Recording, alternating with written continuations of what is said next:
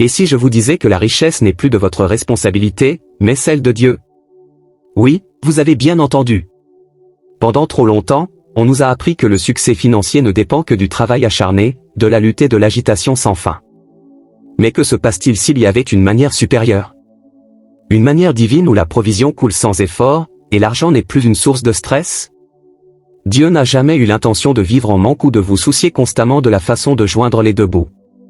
Il y a une vérité puissante qui a été négligée, et une fois que vous l'avez compris, tout changera. Vous êtes l'élu, et à partir de maintenant, la richesse est le devoir de Dieu. Avant d'aller plus loin, déclarez cela avec foi, je suis choisi pour l'abondance. La richesse me circule sans effort. Tapez-le dans les commentaires ci-dessous en signe d'accord. Et si vous êtes prêt à entrer dans la prospérité divine, appuyez sur ce bouton d'abonnement et activez les notifications, vous ne voulez pas manquer cela. Beaucoup de gens croient que la richesse est uniquement le résultat du travail acharné, de la chance ou de l'intelligence. Alors que l'effort joue un rôle, la vraie prospérité provient d'une source plus élevée, Dieu.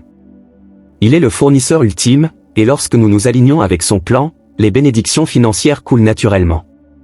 La Bible nous rappelle dans les Proverbes 10:22, la bénédiction du Seigneur en fait une riche, et il n'ajoute aucune douleur avec elle. Cela signifie que la richesse divine vient avec la paix, pas le stress ou la lutte. Pensez Y, si la richesse était uniquement sur l'effort, les gens les plus travailleurs ne seraient-ils pas toujours les plus riches? Pourtant, nous voyons des individus travailler sans relâche sans jamais obtenir de stabilité financière. D'un autre côté, certaines personnes semblent attirer des opportunités sans effort. La différence est l'alignement spirituel. Lorsque vous faites confiance à la provision de Dieu, vous n'avez plus à chasser la richesse, cela commence à vous poursuivre. Le rôle de Dieu dans la richesse ne consiste pas à donner de l'argent au hasard, mais à vous positionner pour l'abondance. Il fournit des idées, des connexions et des opportunités qui conduisent à des percées financières. Par exemple, Joseph dans la Bible est passé d'être esclave à l'économie égyptienne parce qu'il faisait confiance au plan de Dieu. Sa richesse ne venait pas de la poursuite de l'argent mais de la suite de la sagesse divine. Comprendre cette vérité déplace toute votre approche des finances. Au lieu de vous inquiéter, vous commencez à vous concentrer sur la foi et l'obéissance. Au lieu de thésaurisation, vous devenez un fournisseur, sachant que la générosité ouvre des portes à plus de bénédictions. Lorsque vous embrassez Dieu comme votre source, la liberté financière devient une réalité, pas seulement un rêve. Êtes-vous prêt à abandonner le stress financier et à entrer dans l'abondance divine? Cela commence par la confiance que la richesse est le devoir de Dieu, pas seulement le vôtre.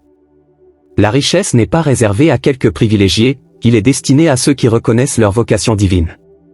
Si vous croyez vraiment que Dieu vous a choisi dans un but, la prospérité fait partie de ce voyage.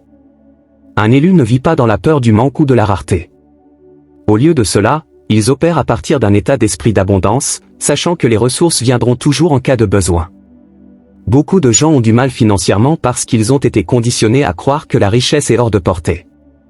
Ils pensent, peut-être que je ne suis pas censé réussir, ou seuls les gens chanceux deviennent riches. Mais que se passe-t-il si la vraie différence entre ceux qui réussissent et ceux qui ne sont pas leur état d'esprit? Au moment où vous arrêtez de vous voir comme un étranger à la richesse et commencez à croire que vous êtes destiné à cela, tout change. Regardez David dans la Bible. Il n'était qu'un berger, négligé par tout le monde, y compris sa propre famille. Mais Dieu l'avait déjà choisi pour être roi. Sa situation n'a pas défini son avenir, sa foi l'a fait.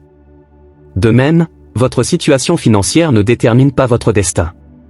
Vous devez commencer à vous voir comme Dieu vous voit, accessible, béni et positionné pour la grandeur. Un choisi ne s'attarde pas sur les limites. Ils prennent des mesures inspirées, font confiance aux conseils divins et refusent d'être piégés par la peur. Ils comprennent que les opportunités, les idées et les ressources sont attirées par ceux qui croient qu'ils en sont dignes. Commencez à affirmer quotidiennement, je suis choisi pour l'abondance. La provision de Dieu me couvre sans effort. Je marche en faveur divine. Ce simple changement dans l'état d'esprit peut débloquer des portes que vous n'avez jamais imaginées. Lorsque vous adoptez votre identité comme élu, vous arrêtez de chasser les richesses, la santé commence à vous trouver. Beaucoup de gens croient que le succès financier ne vient que d'une lutte incessante, de longues heures et d'une inquiétude constante. Alors que le travail acharné a sa place, la vraie prospérité est enracinée dans la foi, pas sur le stress. Le monde nous apprend à bousculer sans cesse, mais la voix de Dieu est différente, il nous appelle à lui faire confiance et à permettre à la disposition divine de couler dans nos vies. Considérez les paroles de Matthieu 6,33, « Recherchez d'abord le royaume de Dieu et sa justice, et toutes ces choses vous seront ajoutées. » Ce verset révèle une vérité puissante, lorsque vous priorisez Dieu, tout le reste, y compris les bénédictions financières, suit naturellement. Cela ne signifie pas assis à terre et s'attendre à ce que l'argent tombe du ciel.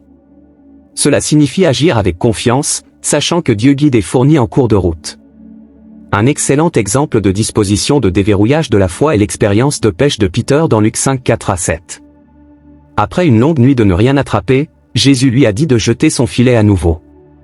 Peter doutait d'abord, mais avec foi, il obéit, et son filet a débordé de poissons.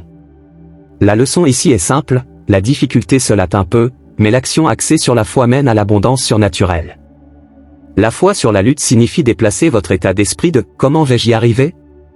Dieu travaille déjà pour moi. Cela signifie faire confiance que les portes s'ouvriront au bon moment, que les idées viendront en cas de besoin et que les ressources couleront sans effort. Au lieu de vous soucier de l'argent, concentrez-vous sur la croissance spirituellement, la généreuse et le suivi de votre objectif donné par Dieu. La richesse vient lorsque vous croyez, prenez des mesures alignées et relâchez le fardeau de la lutte. La foi n'ignore pas l'effort, il l'autorise. Lorsque vous vous déplacez avec confiance divine, la prospérité devient inévitable. Croire que la richesse est le devoir de Dieu n'est que le début. Pour entrer pleinement dans l'abondance divine, vous devez vous aligner sur ces principes. Il y a des mesures claires que vous pouvez prendre pour activer les bénédictions financières que Dieu a déjà préparées pour vous. 1. Faites confiance aux promesses de Dieu. Le doute est l'un des plus grands obstacles à la prospérité. Si vous vous inquiétez constamment de l'argent, vous bloquez le flux de bénédictions. Les Philippiens 4,19 dit, « Mon Dieu fournira tous vos besoins en fonction de ses richesses en gloire par le Christ Jésus. » Au lieu de vous concentrer sur ce qui vous manque, commencez à vous attendre à une disposition. Faire confiance à Dieu signifie abandonner la peur et marcher avec confiance qu'il répondra à vos besoins. 2. Devenez un donneur. Le don est une clé puissante pour débloquer des percées financières. Luc 6,38 dit, « Donnez, et il vous sera donné. » Une bonne mesure, pressée vers le bas, secouée ensemble et couvrant, sera versée sur vos genoux. La générosité ne consiste pas à perdre de l'argent, il s'agit de créer de la place pour plus. Lorsque vous donnez, que ce soit par la dîme, en aidant les autres ou en acte de gentillesse, vous invitez l'abondance dans votre vie. 3. Parlez la vie sur vos finances. Vos mots façonnent votre réalité. Si vous dites constamment « je suis fauché » ou « je n'en aurai jamais assez », vous renforcez les difficultés financières. Au lieu de cela, déclarez les promesses de Dieu, « La richesse me coule sans effort, je suis béni au-delà de la mesure, les opportunités me poursuivent. » Parler dans la foi aligne vos pensées sur l'abondance divine. 4. Prenez une action audacieuse et axée sur la foi. La foi n'est pas passive. Cela nécessite de sortir et de saisir des opportunités.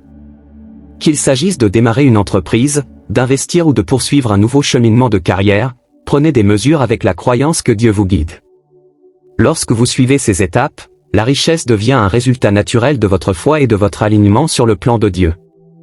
La vraie liberté financière ne consiste pas seulement à avoir beaucoup d'argent, il s'agit de vivre sans crainte, anxiété ou limitation concernant la richesse. Lorsque vous croyez que Dieu est votre fournisseur, vous ne vous souciez plus de chaque décision financière. Au lieu de cela, vous marchez en confiance, sachant que les ressources viendront au bon moment et dans la bonne façon. La liberté financière commence par passer d'un état d'esprit de survie à un état d'esprit d'abondance. Au lieu de penser « j'espère que j'en ai assez », vous commencez à croire « Dieu en fournit toujours plus que suffisant ». Cela ne signifie pas être imprudent avec l'argent, mais cela signifie prendre des décisions financières basées sur la foi plutôt que sur la peur. Un aspect clé de la liberté financière est d'utiliser la richesse avec un but. L'argent est un outil, pas un maître. Lorsque vous avez une perspective divine sur la richesse, vous le voyez comme une ressource pour bénir les autres, construire le royaume de Dieu et réaliser votre vocation.